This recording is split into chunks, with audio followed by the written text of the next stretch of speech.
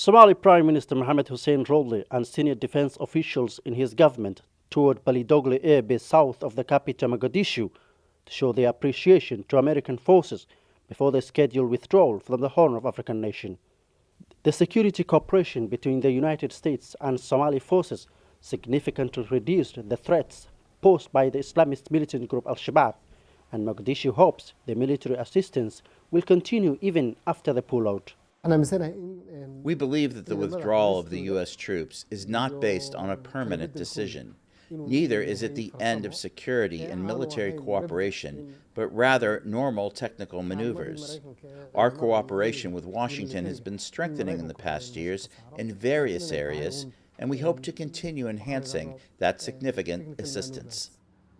The U.S. security support to Somalia, mainly in form of airstrikes that targeted al-Shabab leaders and gatherings, has significantly reduced the hit-and-run attacks by al-Shabab fighters against African peacekeepers in the country and Somali politicians. However, the security analysts believe the pullout will give the militants a great chance to launch fresh attacks on the international targets.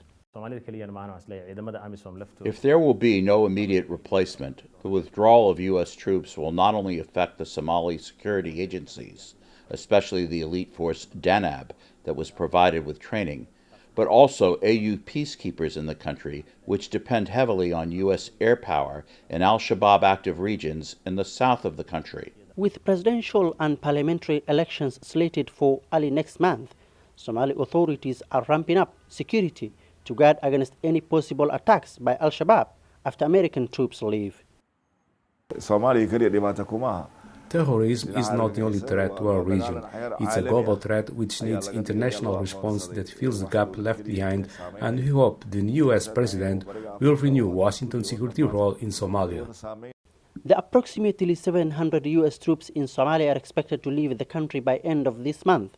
However, the US Defense Department has said many will be repositioned in nearby countries and could take part in cross-border operations. Mohamed Kahir for VOA News in Mogadishu, Somalia.